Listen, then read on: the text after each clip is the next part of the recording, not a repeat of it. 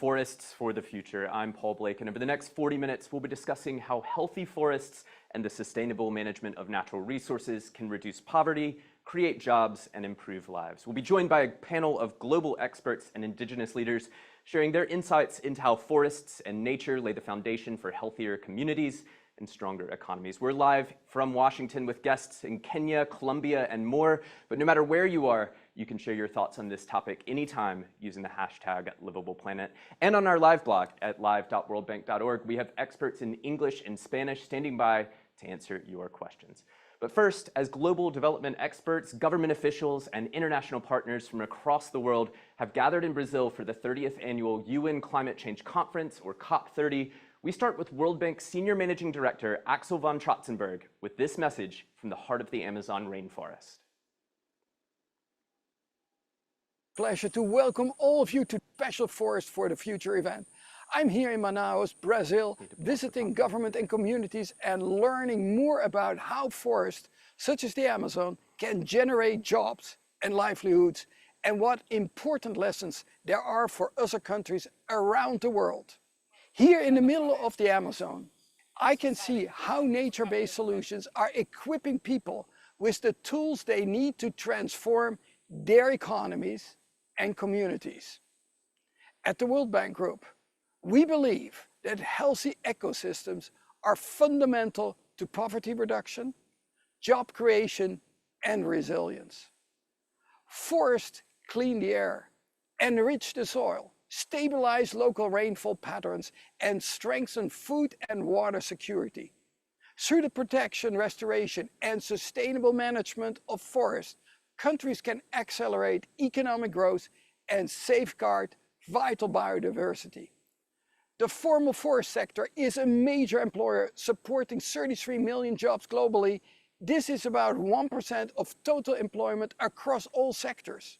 And for every 100 jobs in the forest sector, 73 additional jobs are supported on average in the broader economy, helping to close the global jobs gap. We must take decisive action to protect and restore nature so that current and future generations can fully benefit from these opportunities. Investments in better governance, better management, and better business are key to building sustainable forest economies that work for both people and planet. We are working with governments to connect the dots between forest and prosperity, and we are scaling up investments in forest and landscapes and mobilizing private sector resources. By collaborating with a range of stakeholders, such as local communities, smallholders, producer organizations, businesses, and researchers, we are supporting forest conservation and resilient development. Today, you will hear from a range of partners and experiences across the world who share our vision and commitment to nature as a foundation for healthier communities and stronger economies. I hope you will enjoy the discussion to follow and that you join us in advocating for the transformative power of sustainable forest economies to help end poverty and build a livable planet for all. Enjoy the discussion. Thank you, Axel, for that message from the Amazon rainforest and for your thoughts on forests for the future. Now back live here in Washington, and we want to know, what do forests for the future mean to you? Please do post your questions online at live.worldbank.org or on social media using the hashtag #LivablePlanet. Now let's dive deeper into this topic with our global panel. From the United States, Mark Wishney is Chief Sustainability Officer at BTG Pactual Timberland Investment Group. And in Kenya, Elian Ubalijoro is the Chief Executive Officer of the Center for International Forestry Research and World Agroforestry. Elian, let's start with you. You lead a global forestry research institute with a focus on bringing knowledge to global practitioners. In your opinion, what are the top 3 areas where more research is needed to ensure that forests can contribute to both economic and social development and to job creation? So first, I would say we need deeper research on sustainable forest-based value chains from ecotourism to non-timber forest products and diversified wildlife economies. Our sustainable wildlife management work in Madagascar, DR Congo, Papua New Guinea, Gabon, Zambia, and Zimbabwe, and Guyana shows that it practically restoring wildlife populations, supporting alternative livelihoods during recovery, and strengthening landscape connectivity so communities can benefit from tourism and sustainable use in the long term are really key areas of research. We also realize that stronger science on tree crop systems and species suitability to scale agroforestry and put less pressure on forest is really key. And so we do work where we say that the right tree for the right place and the right purpose is really key to ensuring that we create corridors for nature. So we really ensure that encroachment on forests are minimized and we create sustainable livelihoods while actually encouraging the growth of indigenous trees outside of forests. So we create nature corridors and actually encourage the preservation of forests. So those are really the key areas that we see. We also see that we need a lot more investment in monitoring systems that guide adaptive management. And so tools like our land degradation surveillance framework that are powered by AI and geospatial data really allow countries and communities to assess land condition, target restoration investments, and also track impact over time.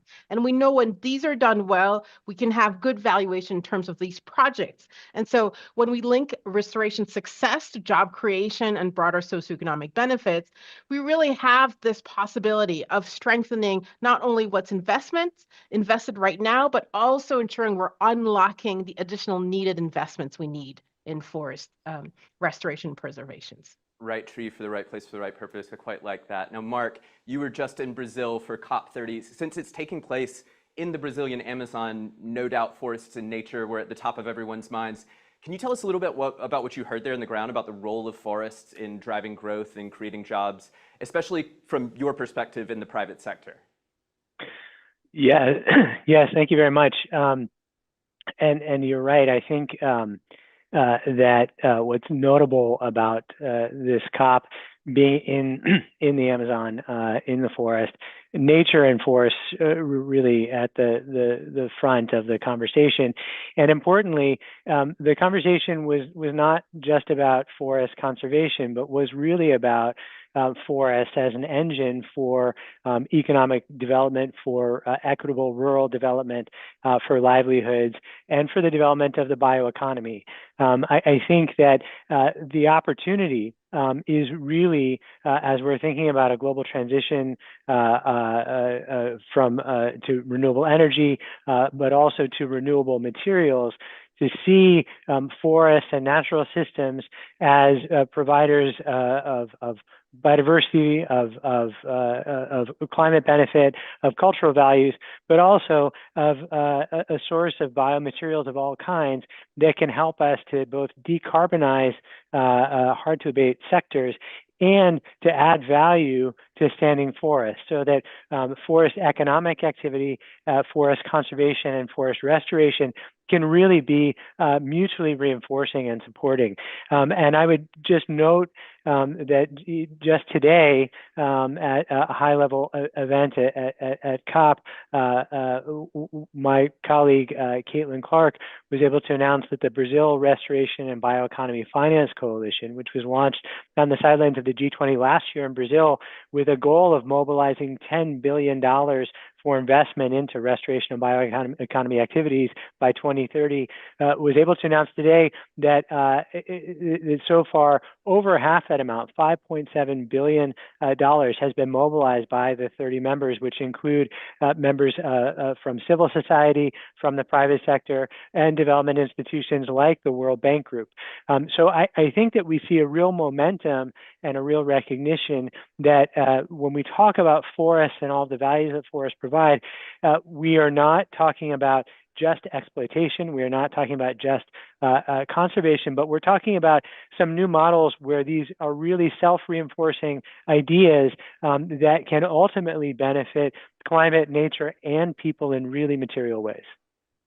Mark, Eliane, stay with me for just a moment because I want to bring in another perspective. We'll come back to you in a moment, but I want to bring into another perspective, that of indigenous peoples and local communities. Now, we know that they around the world depend on forests for their livelihoods and well-beings. And Ginny Alba is an indigenous woman from the Piratapuyo people, originally from Guinea province in the Colombian Amazon. Ginny's dedicated her work to defending the collective and territorial rights of indigenous peoples, and these communities play a key role in the sustainable management of forests and biodiversity. And that's a reminder to all of us that conservation and culture go hand in hand.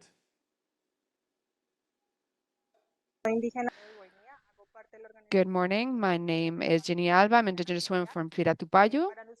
I'm part of the organization, the Peoples of Colombia, OPIAC. And I want to talk about the importance the forest has as part of a connection to the rainforest, the importance of something that cannot be quantified or imagined. It is important as a community to be part of us, and we have to take care of it, therefore, and we have to protect it and preserve it. It is important that the international community continue to make these different efforts to strengthen, to preserve the traditional medicine, customs, and languages. It is important that the international community continues to strengthen not only the economic aspects, but also technical assistance that is sometimes required for the implementation of certain projects on our territories. The work that has been carried out by the international community should be highlighted in all the efforts that have been carried out.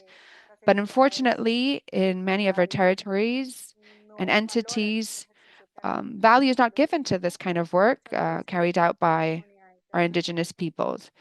And often the international community steps in to support the work being done by our peoples. It is important that you as international community continue to strengthen indigenous peoples, because this contributes to our physical and cultural survival. Indigenous peoples and the international community. Now let's bring back in Elian and Mark.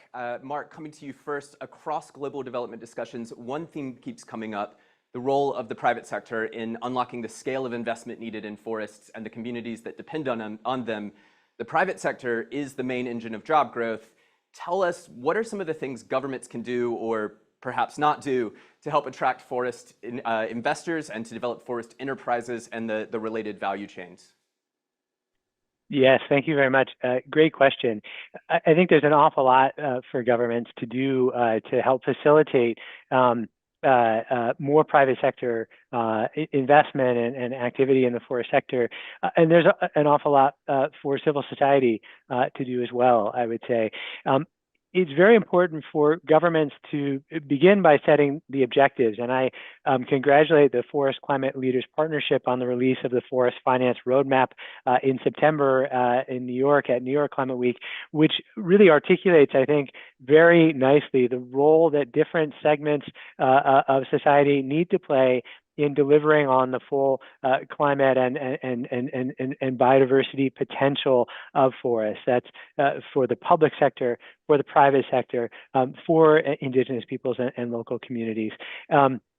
By setting these objectives, articulating national priorities around restoration, conservation, tenure rights, governments can send very strong signals to the private sector about where political support and attention lies. And then I think that there are a number of very important sort of additional actions. A number of countries are now beginning to develop bioeconomy strategies and plans. This is very, very important for articulating what are national priorities, for articulating how the bioeconomy fits within national economies, and for beginning to build policies that really can help facilitate the development of bioeconomy enterprises, which often are small scale and rural, or which really require, in some cases, private sector engagement to build value chains, to connect forests to markets in sustainable, equitable ways. And so I think there's an awful lot of policy activity that governments can pursue that can really help to unlock this private sector action. And then finally, climate finance, climate policy also, of course, plays a very important role, defining how forests and forest products will show up in national accounting systems, in carbon crediting systems where they exist. That can also help to not just unlock finance, but provide clear guidance to the private sector as to how investments will be treated in national accounting systems, how corporations and others that are seeking to manage their climate footprint can account for forests within their portfolios, within their holdings. All of this, I think, will serve to unlock significant additional private capital. And Elian, research is important in its own right, but the value is really unlocked when its findings are put into use. Replicating solutions at scale is at the core of the World Bank Group's own knowledge agenda. From your perspective, how can governments and development partners and the private sector better utilize research so it has a meaningful impact on the ground for people and communities? And where have you seen this done well? So to build on what Mark was talking about, the critical importance of how we're looking at bioeconomies worldwide is really key. So for example, in our work in Brazil and research, we look at co-creation with local communities, and we really look at true co-design, strong delivery systems, and real-time learning loops. And we really work within the model of the sociocultural biodiversity framework that Brazil uses. So how we look at context-dependent use of research is really critical, because at the end of the day is how does our research enable the right policies to unlock the right financing. So we really know that the process really has to be co-created with communities and directly embedded into policy and operational systems. And we know that strong partnerships between governments, private sector, conservationists, and local communities to turn evidence into livelihoods, resilience, and shared prosperity is key. How we're working with indigenous populations is key, and I think it was critical that we had that previous intervention. And so we really see that co-design as a really critical space. For example, in our Africa Grow initiative, we've implemented with 25 partners across 15 countries, where we have looked at creating real-world innovation ecosystems where farmers, scientists, and policymakers jointly test and refine agroforestry practices that are suited to each landscape. In terms of delivery, we know that scaling really requires strong extension services and accessible digital tools and value chain partnerships. With our Regreening Africa program, our app has already been used in over 20 countries and translated research into practical guidance for farmers on tree planting, farm level restoration, monitoring, and turns complex science into simple actions that can be taken at scale. And thirdly, we know that continuous learning and adaptation is important. So Living Labs in our Africa Grow initiative provides that feedback loop. And this helps us work, what needs to be changed, how innovations can be replicated, how to adapt to local conditions, and whether through better species selection and stronger market linkages or more inclusive landscape governance. So what we see is that research can directly shape policy, improving land management and creating new economic opportunities. And Africa Grow is already strengthening climate adaptation, boosting food security, and advancing gender inclusive restoration across Africa. And so we know that it's possible when evidence, policy, and community partnerships work together, that we're stronger and that transformation can happen. And so it's not just about publications, but how research really influences practice and shared, adapted, and owned by the people that it's meant to serve. And Mark, let me come back to you. I've got two more questions for you. I'll ask one and I'll ask a follow-up, and then we'll go back to Elian. 2026 is right around the corner. If one breakthrough had to happen in the forest sector next year, what would you like it to be? And put another way, what are the sort of key policies and actions that you hope to see progress on next year, Mark? Well, I think there's still more work to do on climate accounting and financing and carbon market rules, particularly as related to forests. We're seeing progress on Article 6.4 now.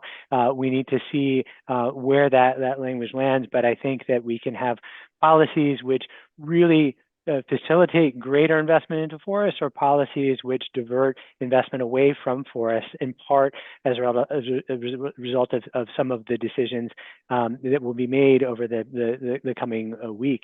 So we're, of course, watching that very carefully. I think, though, that the other breakthrough, and I think we're seeing some signs of it already, we are increasingly seeing, I would say, peers in the private forest sector finding new ways to integrate forest restoration and conservation into landscape scale commercial forest management. Our friends at ReGreen won the Earthshot Prize 10 days ago for their work on commercial restoration in Brazil. We see companies like Suzano, also in Brazil, committing to very large scale, truly landscape scale biodiversity corridor construction across both their own land and lands, neighbors' lands around them. We are increasingly seeing restoration become integrated into commercial models, and I think that if we're going to find a way to activate the potential of the forest sector, the commercial forest sector, to contribute to climate mitigation, to contribute to biodiversity, reversing biodiversity loss, I think restoration needs to become a much more widely deployed tool in our toolbox. And we're seeing some signs of that already, and we hope to see that really take off in 2026. And what, just briefly and sort of broadly, what are some of the obstacles to making restoration more in the center stage here? Or put another way, what can accelerate getting restoration into the center of the conversation? Yeah, great question. I think that we need to have much more pre-competitive collaboration within the sector. Restoration at scale is unfortunately a relatively new task or idea, and everyone engaged in that activity is really sort of learning as we go. So I think there's a lot of scope for collaboration within the sector, sharing learnings. I think there's a huge role for research, as Eliana's been touching on, research on what are the most efficient and effective restoration techniques in a given place, research on what are the most efficient and effective monitoring techniques. How do we detect where we're being successful and unsuccessful so that we can adapt and respond in real time and get the best result possible. And then finally, further national policy development around restoration. A number of countries have restoration targets in their NDCs. That's very helpful.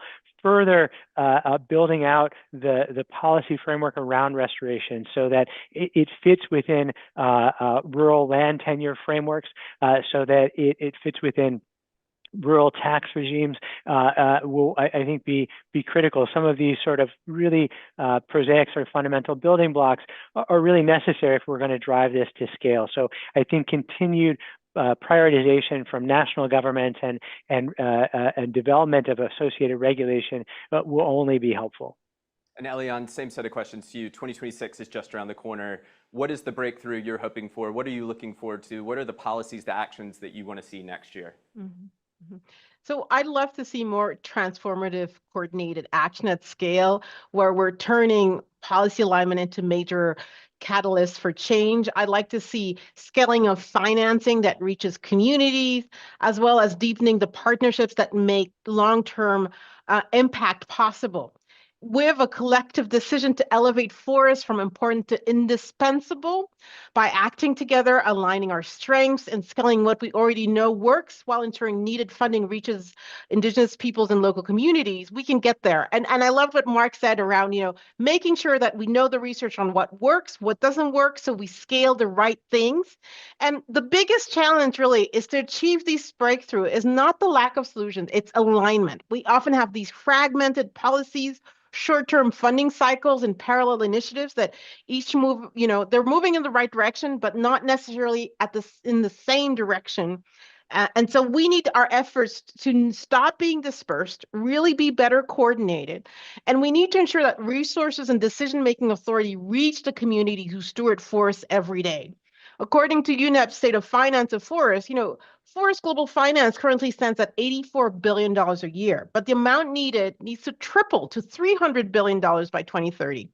So really, that gap of 216 billion, we need to figure out how to fill that gap. So that sense of urgency, how we do that in a more coordinated, more multi-year partnership where patient capital allows us to make the needed investments now so the returns in the future for local communities, indigenous people, smallholder farmers, countries can happen in the future is really key. And again, we need shared data systems, transparent monitoring, and collective accountability so that progress is visible and success can be replicated. So the challenge is real, but it's solvable. And if we choose alignment over fragmentation, co-creation over siloed efforts, and long-term commitment over short-term projects, we can turn this breakthrough into reality and deliver meaningful benefits for people, forests, and economies across the world. And just a little bit of time for one last question. How can we accelerate that alignment and not have these sort of fragmented conversations, fragmented agendas, fragmented sort of priorities? Like, what would your advice be? What's key? So I have a whole team in Belém right now that are interacting, with countries, that are interacting with private sector, that are engaging and working with local and indigenous communities. So we need a lot of more of this action happening, and we need to be accountable to local people. And so how we work and how transparent we are in our engagement is key. And we need to have the humility to realize that local people, indigenous people, they have a lot of knowledge, and the more we can accelerate getting funding to them and having them as partners for research, have them as partners for policymaking, and also have dedicated investment funds that they can steward is really key to how we accelerate this work. All right, well, Eliane, Mark, thank you so much for taking the time to join us today. Conversation makes clear that forests are a key driver of economic growth and environmental renewal. Investments in nature can both boost employment, stimulate private sector development, build resilience, and empower local communities. We heard earlier from Ginny Alba in the Colombian Amazon. Now, before we go, I'd like to bring in the perspective of Ramiro Batson. He's a longstanding indigenous leader from Guatemala who's been a driving force in ensuring that indigenous peoples and local communities have a strong voice in global biodiversity conservation. Let's hear now from Ramiro.